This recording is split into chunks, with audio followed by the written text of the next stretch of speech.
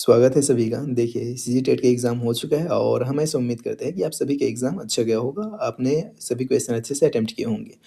तो इस वीडियो में हम डिस्कस करेंगे किसके ऊपर? मॉडल आंसर के ऊपर, संभावित उत्तर के ऊपर।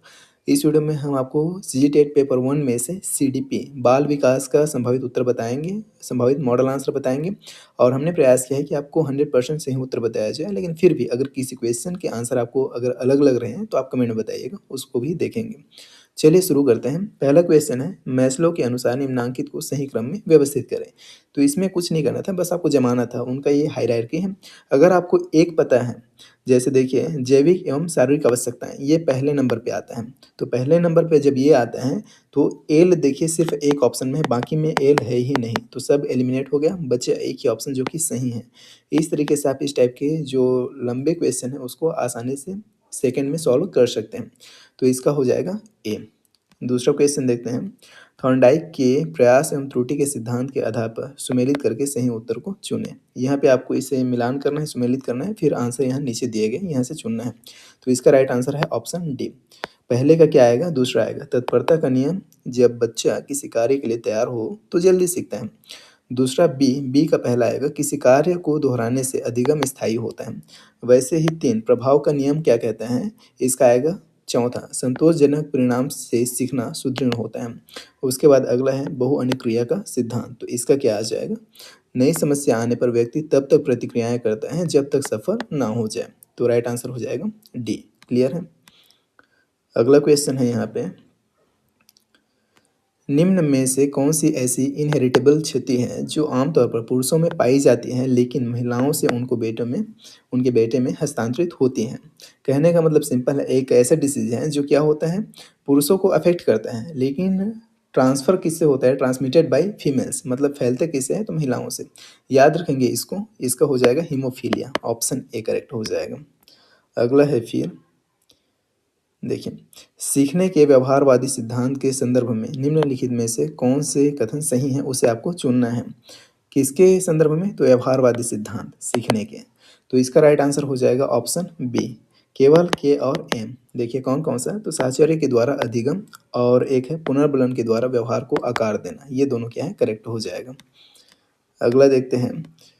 फिर रिपीटेड क्वेश्चन जो पहले नंबर पे था, ये सेट डी का है ना, कौन सा हम लोग सॉल्व कर रहे हैं? तो सेट डी का सॉल्व कर रहे हैं। सेट डी वाले एज इट इज़ मिलाएंगे और बाकी सेट वाले ए बी सी वाले क्वेश्चंस को देख के मिलाएंगे। ठीक है, देखिए क्वेश्चन है, मैस्लो के आवश्यकताओं के पदानुक्रम को क्रम से व्यवस्थित कीजिए।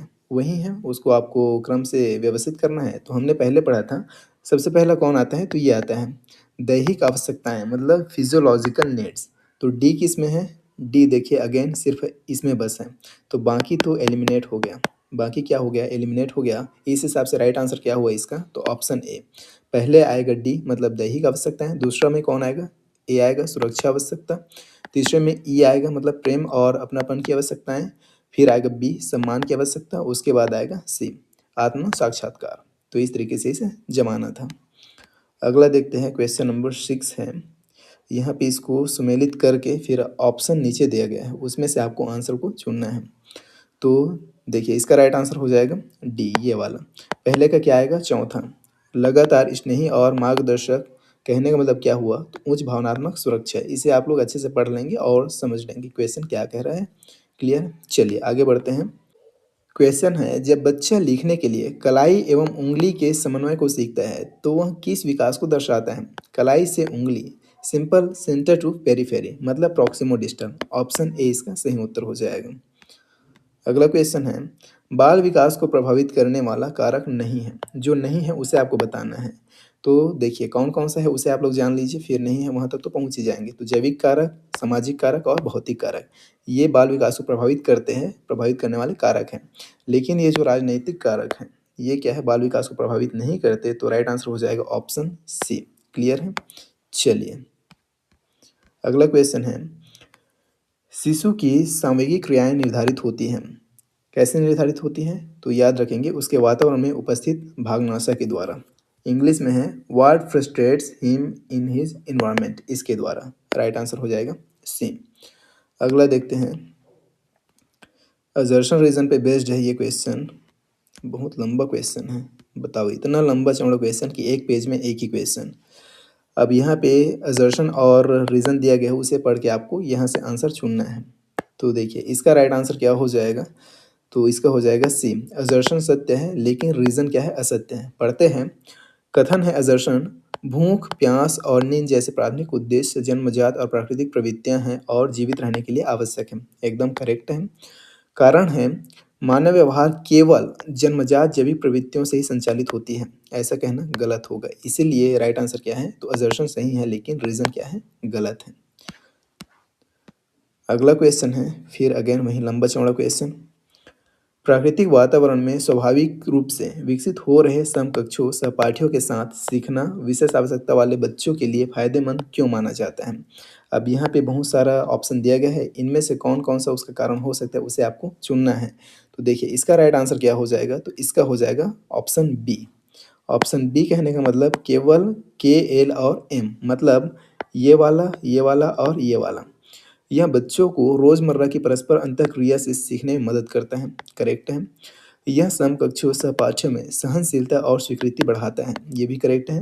यह सामाजिक कौशल विकास को बढ़ावा देता है। ये भी क्या है, करेक्ट है। इसलिए राइट आंसर हो जाएगा ऑप्शन बी। अगला क्वेश्चन है, देखिए इसको सुमेलित करना है आपको। यहाँ कॉलम 1 और कॉलम 2 दिया गया है।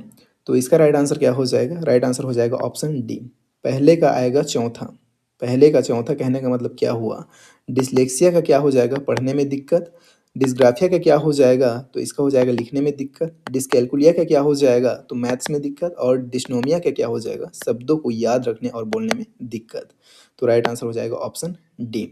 चलिए अगला है, जब किसी विद्यालय को पाठ्यक्रम की विषय वस्तु को लेकर अभिभावकों, शिक्षकों और समुदाय के सदस्यों के बीच मतभेद का सामना करना पड़ता है, तो विवादों को सुलझाने के लिए निर्णय लेने में किस प्रकार की पाठ्यक्रम संबंधी सोच का उपयोग किया जाना चाहिए, ये आपको बताना है।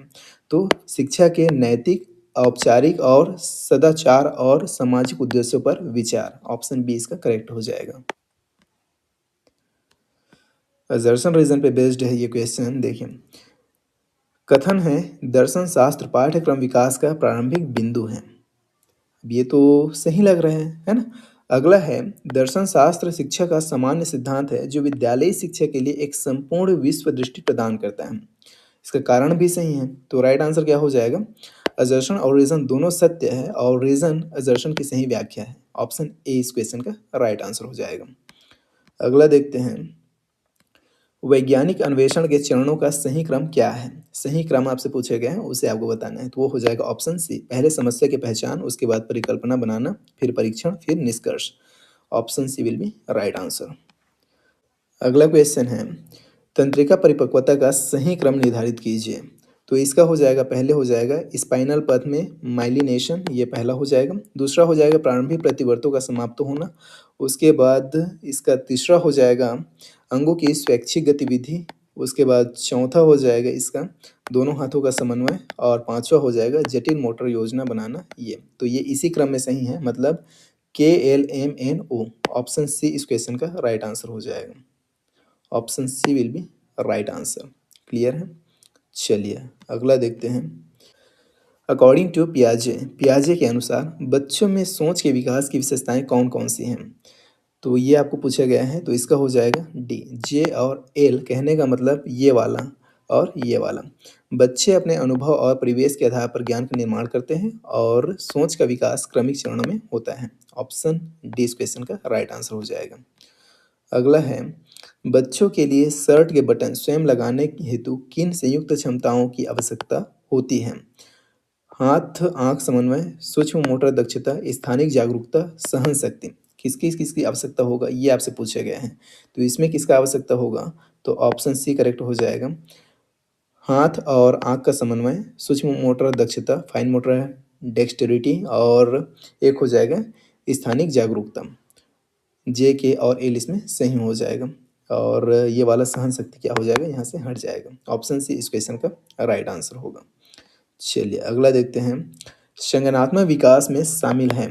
क्या क्या शामिल होता है संज्ञानात्मक विकास में, तो विकेंद्रण शामिल होता है, वस्तुपरक स्थायित्व शामिल होता है, तर्कयुक्त चिंतन शामिल है, और ट्रांसडक्टिव थिंकिंग मतलब पारगमनात्मक चिंतन ये भी शामिल है, मतलब जे के एल और एम सभी। तो ऑप्शन बी इस क्वेश्चन का राइट आंसर हो जाएगा।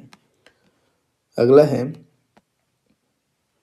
बहुत लंबा क्वेश्चन।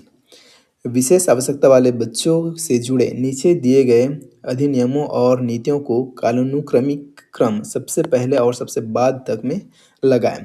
इसको आपको जमाना है, पहले कौन आया और बाद में कौन आया उसके अकॉर्डिंग। तो देखिए इसका राइट आंसर हो जाएगा ऑप्शन सी। पहले आया एम मतलब भारतीय पुनर्वास परिषद अधिनियम, उसके बाद आया ओ निःशक्त व्यक्ति अधिनियम, उसके बाद आया एल ऑटिज्म, प्रमस्तिष्क अंगघात, मानसिक मंदता तथा बहुविकलांगता वाले व्यक्तियों के कल्याण के लिए राष्ट्रीय न्यास अधिनियम, उसके बाद आता है एन राष्ट्रीय विकलांग जन नीति, उसके बाद आता है के दिव्यांग जन अधिकार अधिनियम, rights of person with disability act. Clear है, ऑप्शन सी इस क्वेश्चन का राइट आंसर हो जाएगा। उसके बाद आगे बढ़ते हैं और देखते हैं अगला क्वेश्चन, क्वेश्चन नंबर 21। अब यहाँ पे आपको सुमेलित करना है कॉलम 1 से कॉलम 2 का। तो इसका राइट आंसर हो जाएगा ऑप्शन बी। ए का क्या आएगा, तो ए का आएगा दूसरा संवेदी गामक अवस्था नवजात अवस्था। दूसरा बी पूर्व संक्रियात्मक अवस्था है, इसका कौन सा आएगा, तो इसका आएगा प्रारंभिक शैशवावस्था एवं पूर्व बाल्यावस्था। उसके बाद है मूत्र संक्रियात्मक अवस्था, इसमें कौन आएगा, तो प्रारंभिक अवस्था एवं पूर्व किशोरावस्था। उसके बाद डी का आ जाएगा पहला किशोरावस्था एवं वयस्कावस्था, किसका, औपचारिक संक्रियात्मक अवस्था का। तो इस हिसाब से ऑप्शन बी इस क्वेश्चन का राइट आंसर होगा। उसके बाद है बच्चों द्वारा बनाई गई वैकल्पिक अवधारणाओं के संदर्भ में निम्न में से कौन सा कथन सही है, जो सही है उसे आपको बताना है।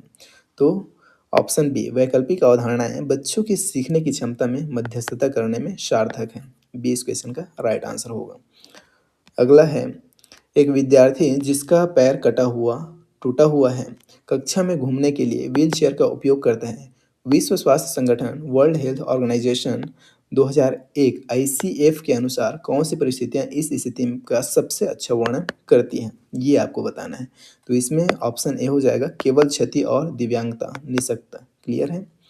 अगला है असर्शन रीजन पे बेस्ड है ये क्वेश्चन है असर्शन रीजन के लिए सही विकल्प चुनना है आपको। तो असर्शन है कारण लोकतांत्रिक परिवारों में समाजीकृत बच्चे आमतौर पर अधिक आत्मसम्मान और बेहतर सहपाठी संबंध दिखाते हैं, एकदम करेक्ट बात है।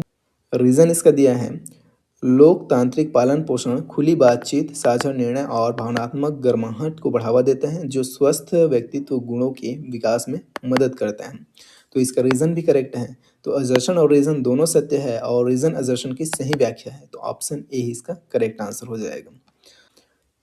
अगला क्वेश्चन है नवजात शिशु के शारीरिक विकास के अंतर्गत सिर तथा सारे शरीर का अनुपात कितना होता है, तो इसे आप लोग याद रखेंगे, ये होता है 1/4। ऑप्शन बी इस क्वेश्चन का राइट आंसर होगा। अगला है कोहलबर्ग के नैतिक विकास के किस चरण में व्यक्ति अपने व्यवहार के परिणाम के बजाय दूसरों की अपेक्षा अनुसार कार्य करता है, तो इसे आप लोग याद रखेंगे परंपरागत चरण conventional level, option C correct हो जाएगा। इसी में वो आता है गुड बॉय और नाइस गर्ल ओरिएंटेशन। क्लियर है। अगला है फिर असर्शन रीजन पे बेस्ड है अगेन। असर्शन दिया गया है बच्चे हाथों हाथ अनुभव और सक्रिय भागीदारी के माध्यम से सबसे अच्छा सीखते हैं, एकदम करेक्ट है। कारण है जब बच्चे सीखने की प्रक्रिया में सक्रिय रूप से शामिल होते हैं तो उनके संज्ञानात्मक विकास में तीव्रता आती है, ये भी क्या है, करेक्ट है। तो ऑप्शन ए ही करेक्ट हो जाएगा, असर्शन और रीजन दोनों क्या है, करेक्ट है, और रीजन असर्शन की सही व्याख्या करता है। उसके बाद अगला क्वेश्चन देखते हैं, क्वेश्चन नंबर 28 है जीन पियाजे के संज्ञानात्मक विकास की अवस्थाओं को क्रम से व्यवस्थित कीजिए। सिंपल, आपको क्या करना है, S P C F English में देख लीजिए, ज़्यादा आसान होगा। एस कहाँ दिख रहा है, तो ये पहला हो जाएगा, पी दिख रहा है तो ये दूसरा हो जाएगा, सी दिख रहा है ये तीसरा हो जाएगा और ये हो जाएगा चौथा। मतलब पहले सी आया, सी एक ही ऑप्शन में है, ऑप्शन डी में, डी इस क्वेश्चन का राइट आंसर है। बाकी को आपको मिलाने की जरूरत भी नहीं पड़ेगा, अगर आपको एक पता है तो भी काम बन जाएगा। क्लियर है। चलिए अगला देखते हैं जीवन की मिथ्या परिपक्वता अवस्था है, कौन सा है, pseudo maturity stage of life is, simple बाल्यावस्था चाइल्डहुड। अगला क्वेश्चन है संज्ञान से तात्पर्य क्या है, what do you mean by cognition, cognition से आप क्या समझते हैं, कॉग्निशन का मतलब क्या है, ये आपसे पूछा गया है। तो कॉग्निशन क्या है, mental operations like thinking understanding and remembering, मानसिक क्रियाएं जैसे सोचना समझना और याद रखना, ये क्या है, संज्ञान है। ऑप्शन बी इस क्वेश्चन का राइट आंसर हो जाएगा। तो इस तरह से हमने सीजीटेट पेपर 1 में से सीडीपी के 30 क्वेश्चन अच्छे से सॉल्व कर लिए और सभी के संभावित उत्तर आपको बता दिए। आई होप आपके ज़्यादा से ज़्यादा क्वेश्चन सही हुए होंगे और कितने नंबर आपके बन रहे हैं आप कमेंट में बताइएगा।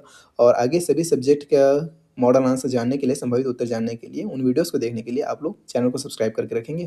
और ये जो पीडीएफ है ऐसे ही मार्क किया हुआ मैं टेलीग्राम में शेयर कर दूँगा, तो टेलीग्राम का लिंक आपको वीडियो के डिस्क्रिप्शन में मिल जाएगा, वहाँ से जाके आप टेलीग्राम को जॉइन कर सकते हैं। वैसे टेलीग्राम का नाम और यूट्यूब चैनल का नाम दोनों का नाम सेम है, तो आप सर्च करेंगे तो भी आपको मिल जाएगा। हम आपसे मिलते हैं नेक्स्ट वीडियो में, तब तक के लिए टेक केयर, बाय।